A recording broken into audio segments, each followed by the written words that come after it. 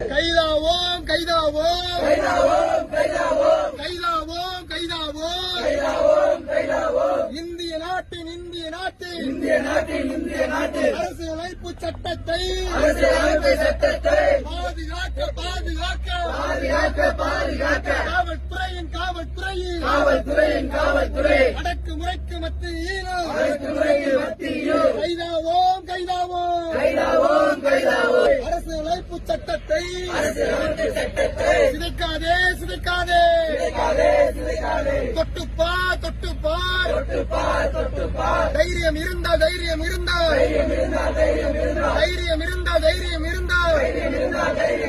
ஒன்றிய அரசு மோடி அரசு புரட்சியாளர் எழுதிய